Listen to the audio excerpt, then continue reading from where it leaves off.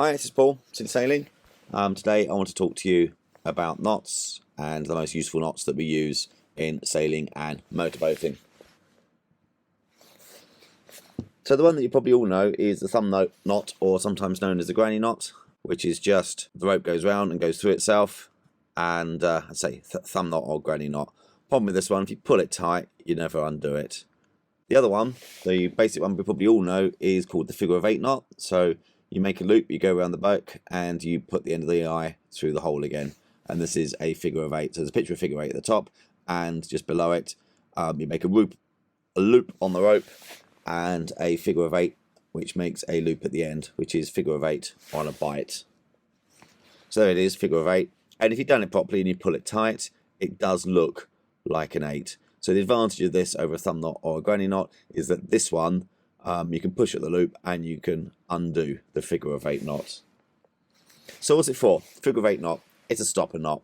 So it's tied at the end of a rope, and it stops ropes going through cleats and rollers. So here we got it on the roller and the car of a yacht jib sheet, but a figure of 8 on the end.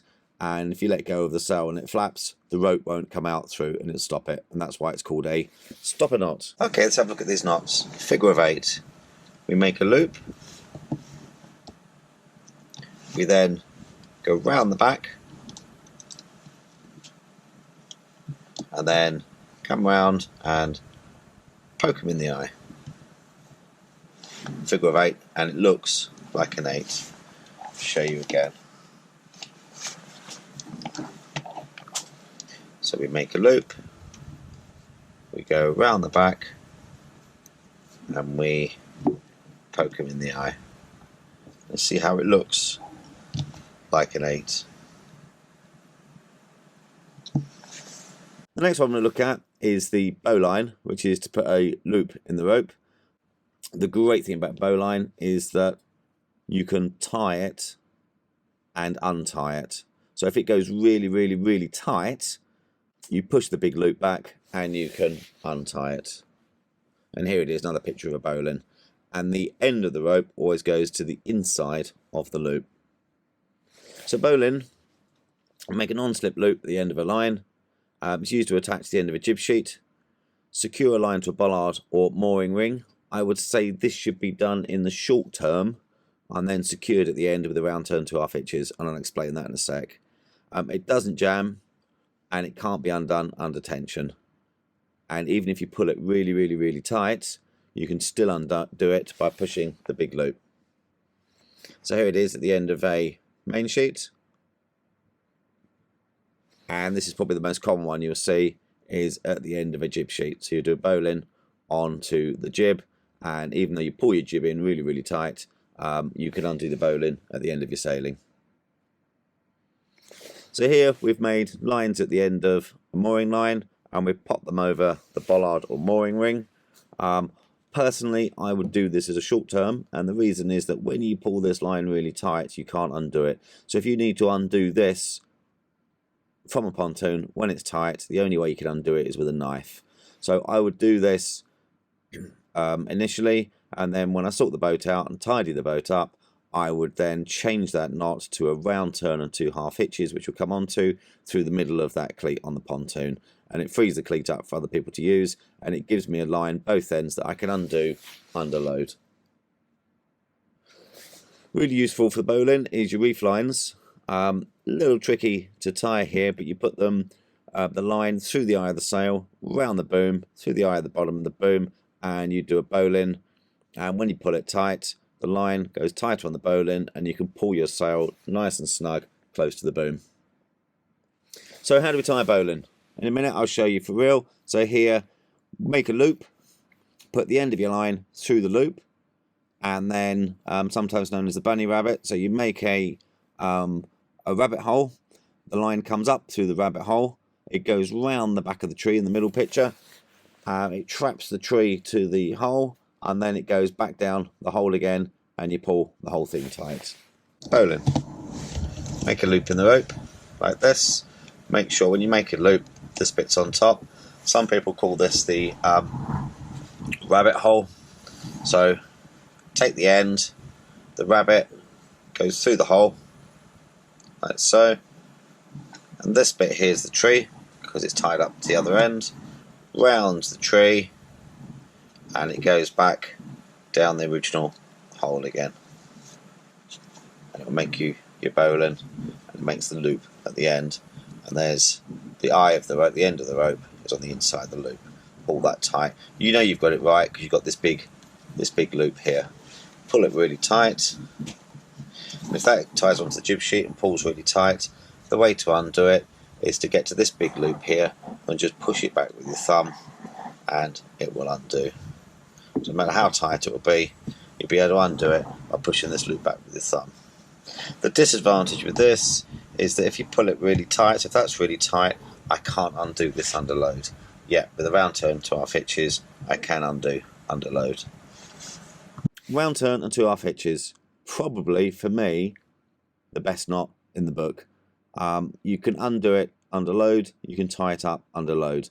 So you start off by going around your object twice, and you can hold it tight, and that friction will hold the load.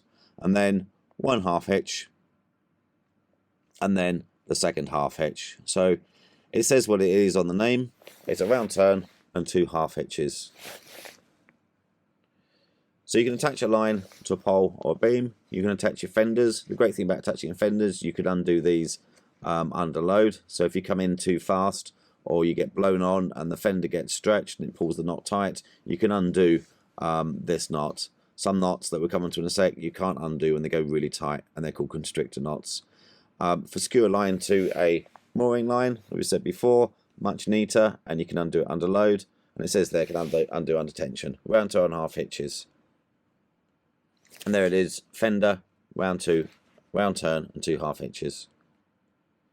Onto an eye, round turn, 2.5 hitches. Round turn, 2.5 hitches. So we've got our pole we're tying to. So we go round the back, and we'll go round and all the way round like this. So there's our round turn, and the 1/2 hitch will go underneath. So there's our first 1/2 hitch, but the knot's known as a round turn and 2.5 hitches, and there's our second 1/2 hitch, like so. And that's good for tying a fender on. And the good thing about this is if we've got it under load, we can untie it under load. So if that's under load, we can still untie it under load, hold the load here, and we can ease it off a bit, or hold it and keep the load on. So we can untie it and tie it under load. Round turn, 2.5 hitches. Clove hitch. Not a huge amount of uses for this knot, and the reason for that is because it's a constrictor knot. So the tighter you pull it, or the harder you pull it, the tighter it gets. And if you pull it really, really tight, you can't undo it. But there are some really good uses for clove hitch. And I think the best use that I've seen is here, tying or lashing your tiller in the position in the middle. So if you're leaving your boat on a mooring and you don't want your tiller to go from side to side, especially when the tide goes against it, if you're alongside, you tie off one side, clove hitch in the middle, pull it tight, clove hitch on the other side, and it will lash and it will hold the tiller in position. Attaching fenders, I'm not over keen, because if you get caught you won't be able to undo them, so round turn 2.5 hitches would be better. And attaching a line to a post. So it can be tied in the middle of a rope, so you can make 2 loops, flip the loops over each other, pop it on the pole, pull it. Rolling hitch. This is a really useful knot, and what it does is it will take the strain. So it's a non-slip hitch. It won't slip when it's pulled at an angle, and it takes the strain off the other rope. So we start off by go round the line twice, back on the other side, and a hitch on the other side. I'll demonstrate in a minute how to do that. So here we have a winch at the top left there, and it's been pulled and the rope's come over the top, which is called a riding turn. Pull tight. It's like one big knot on your winch, and so you want to take the weight off that by a rolling hitch. So you can attach another rope to the rolling hitch and use it to take the tension off, so you can release the riding turn. What I'll talk about now is a rolling hitch. So we have a line here, and I want to put a line on it to be able to take the tension off it. So rolling hitch, I'll go round twice, once, twice, over the top and underneath here. And when you look at it, you can see this bit here has got two. You pull it nice and tight, and then when I pull on this one, here, it locks underneath these two, and it will be able to take the strain off that rope, and it will lock on the rope and it will take that strain. So I want to take the strain of the rope to be able to work on this one. I can use it on that one. I can do that on a rope. I can also do that on a pole. So here we have a pole. Let's get another line. Okay, and we want to tie on there and be able to pull it in one direction. So we go round turn,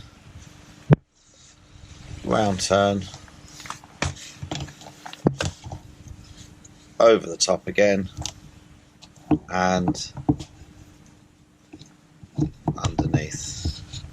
So when we pull that tight, pull it nice and snug like that. So when I pull it in that direction, it tightens on these two, and you'll be able to grip on these two, and it will grip really hard, and you won't be able to slip. Slacken it, I'll be able to slip it. Put tension on that rope there, I won't be able to pull it. So it's really good at taking the strain on a rope, taking the strain on a pole like a top yard, jack yard topsail, and once I put strain on, it won't pull in that direction. Next one, the reef knot, and it should look like this. Basically, it's two loops interlocking with each other. What do we use it for? We use it for tying sails together, and when we make the sail smaller, which is called reefing, tidying up the rest of the sail, and that's where it gets its name from, a reef knot, tying reefs in the sail. So a reef is making a sail smaller. You roll up the sail you don't need, and you make it smaller with reef lines, which you tie up with a reef knot. And in first aid, you'll use a reef knot for tying triangular bandages. A reef knot.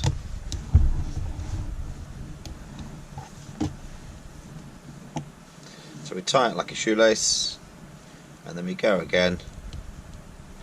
So it's just like that.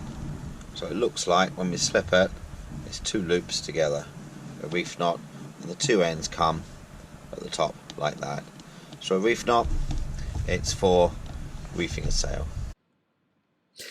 Sheet bend and double sheet bend. So the top one's sheet bend and the bottom one's double sheet bend. Let's have a look at that. So sheet bend, joining two ropes. So it's a loop and then another loop with a hitch in. So here we go, how we tie it. We do a loop, bring it round, another loop with a hitch, and I'll show that in a sec. Double sheet bend is for joining ropes of unequal thickness.